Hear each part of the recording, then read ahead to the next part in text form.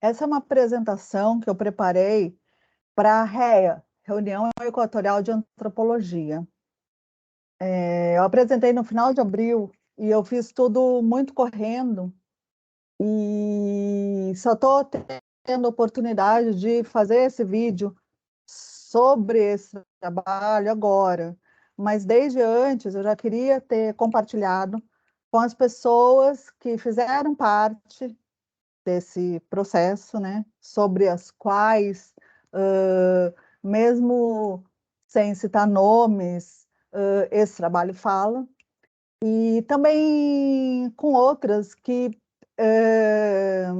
se sentirem afetadas negativamente ou positivamente, enfim, por esse trabalho.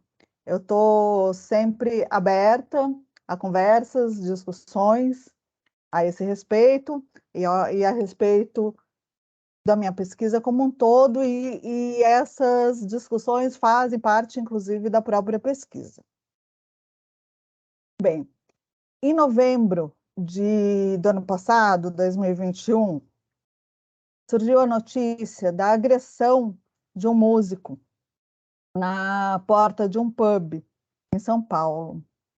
E essa agressão foi noticiada, né, na grande mídia, e foi associada com o neonazismo.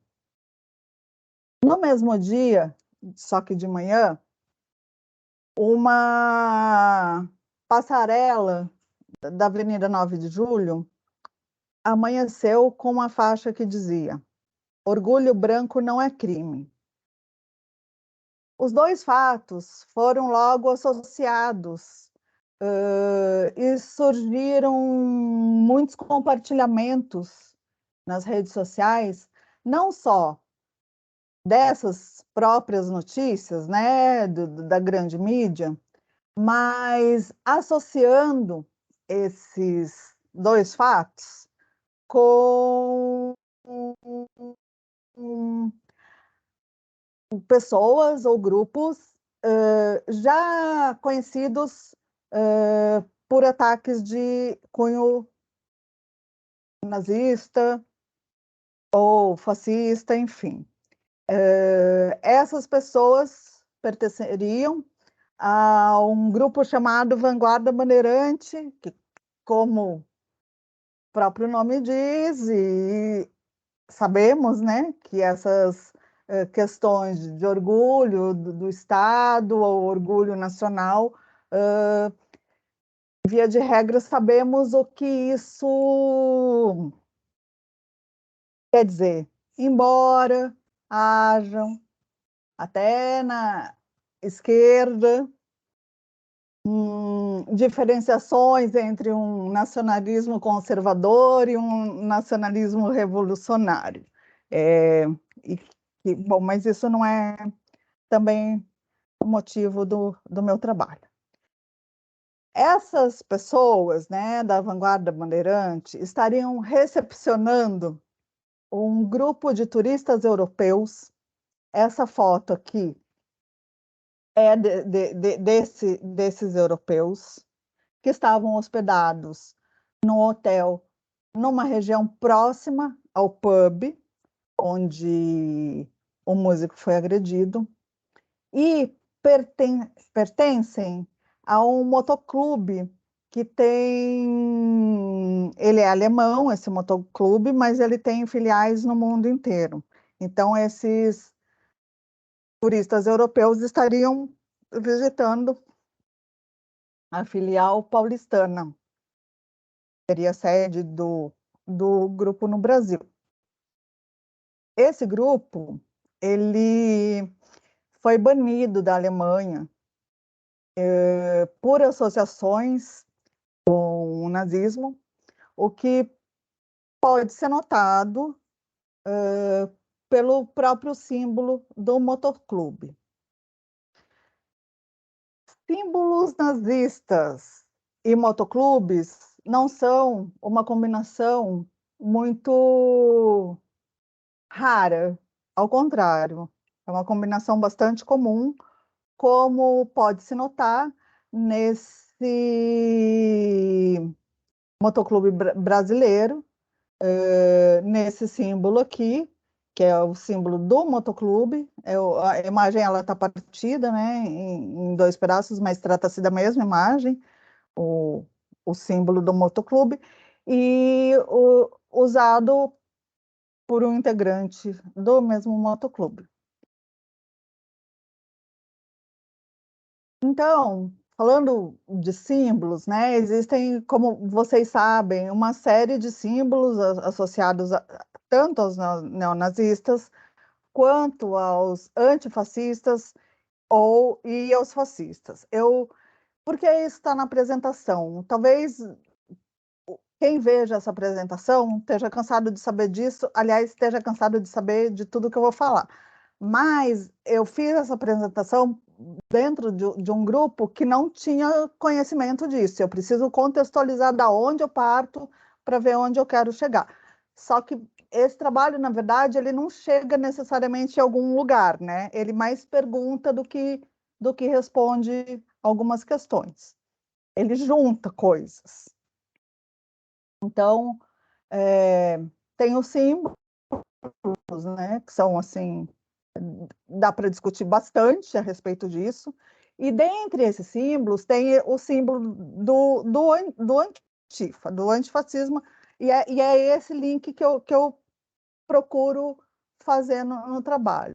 Então, a próprio símbolo anarquista, os Sharp, enfim, uma série de símbolos, todos carregam uma série de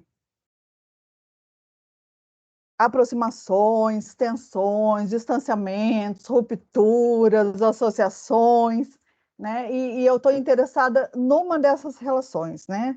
Na relação entre o punk, que eu estudo, que não é necessariamente o How Punk, mas nesse trabalho se trata disso, e o Antifa. Então,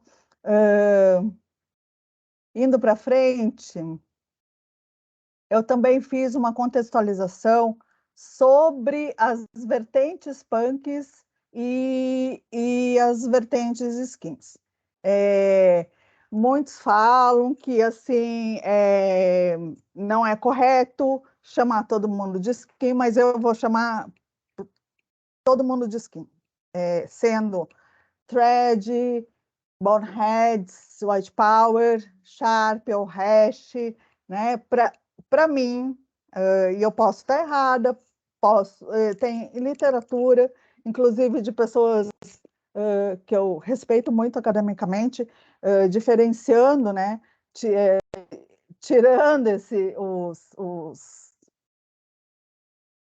os que seriam os skins antifas desse meio, mas assim, eu quando me refiro a skins, eu me refiro ao todo, tá? E aí, então, eu fiz uma contextualização, né, do surgimento da cultura, lá, daquela coisa bem romanceada. Não, nós viemos dos moldes e dos rude boys, nós ouvíamos reggae, ska, soul music com filhos de imigrantes jamaicanos, né? É uma história muito bonita. Só que as pessoas que vão por essa linha nem sempre contam também que na mesma época skinheads massacravam os paquistaneses e da agressão de um rapaz sei lá, tinha 16, 18 anos e deixaram a faca, o símbolo do National Front nas costas deles. Então é sempre uma história parcial, todas as histórias são, e eu estou querendo ver por onde eu conto a minha história. A minha história do meu trabalho, contando a história de muitas outras pessoas, enfim. E aí, né, então eu falei dessa intersecção entre os skins e os punks, né, consubstanciada no movimento Oi, na música ska, não apenas, né? E no street punk. E dentre as vertentes punks, eu trato nesse trabalho dos raw punks e dos anarcopunks. Ligando mais ou menos, só para contextualizar para as pessoas que faziam parte do grupo para o qual eu estava apresentando, que assim, cada vertente tem também uma música que não é só música, né? É muito mais do que música, mas assim, que o house se identificaria mais com o hardcore e o anarco com o crust, e isso não é regra, não é fechado, mas assim, são diferenciações que existem, né? E então, apesar dessa aproximação do Oi, existe sim uma cisão entre os punks e os skins. E isso pode ser notado nessas duas figuras, essa da esquerda tirada de um zine, né, com um skinhead com todos os símbolos e atitudes e condutas, com toda a sua existência praticamente associada ao nazismo e fascismo. E essa figura aqui da direita é a capa de uma publicação anarcopunk da imprensa marginal que diz: fora skins, nem nazis, nem carecas, nem fascistas, nem hashes, nem sharps, nem threads e nem oi. Ou seja, para as pessoas que, ops, que fizeram essa publicação, elas não consideram, peraí, não consideram aqui esse Sharp e o hash mais próximos delas, ou do grupo delas. Apesar do Sharp e o hash se dizerem antifascista, não é o suficiente para essas pessoas dessa publicação, que é uma publicação anarcopunk. Mas isso não é unanimidade, digamos assim, entre os anarcopunks, porque os anarcopunks eles participam de muitas manifestações e iniciativas antifascistas, nas quais, ops de novo, né, nas quais o Sharp e os Hash também se, se juntam. Então, assim, não dá para separar exatamente. E nem é o intuito, assim, desse trabalho estabelecer essas regras, né? Mas sim perceber como que essas coisas podem se dar. Então, já os Hall Punk, não. Os Hall, eles são, pelo menos, né, a vivência que eu tive, eles são anti-skins.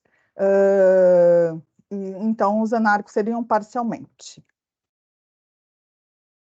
E então, eu parti para uma pergunta.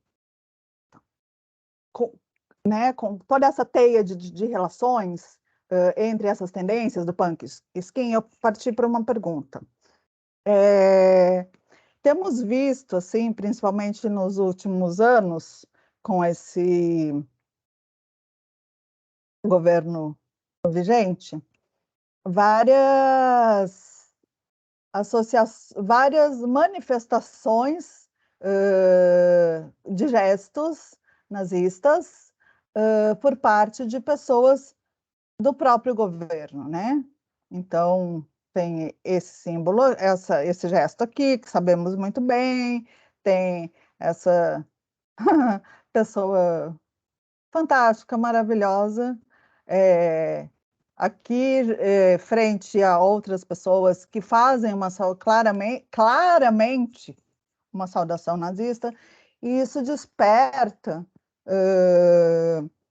a repulsa e contrariedade em um grande grupo de pessoas, né? Da mesma forma, aqui o conhecido caso não sei se ele era ministro ou secretário, acho que secretário da Cultura, né? Uh, da Sarah Winter, e, enfim, não faltam exemplos dessa associação do. E eu estou falando só de símbolos e gestos, não estou falando nem de políticas públicas, né? E principalmente da área de segurança pública. Mas, enfim, é, não faltam críticas a essas posturas. E também não faltam críticas à postura de pessoas da mídia, e eu só estou trazendo as coisas mais recentes, né? Como o ex-BBB e comunicador Adrilles, que fez uma saudação nazista e negou, né? Mas ele falou que era óbvio que ele não estava fazendo isso, era apenas um tchauzinho, né? E assim, a galera não engoliu isso. Da mesma forma, o monarca, que estava apenas defendendo a liberdade de expressão ao manifestar seu apoio à criação de um partido nazista. E aí ele também, nossa, não, vocês entenderam errado. Eu estava bêbado, estou sofrendo um linchamento desumano. Então, essas desculpas, elas não colam para uma série de pessoas, né? E eu estou falando aqui da galera, não estou falando de pessoas conservadoras ou de direita, ou enfim, né? Estou falando das pessoas que não quero adiantar, mas seriam as pessoas que se dizem antifa, digamos assim.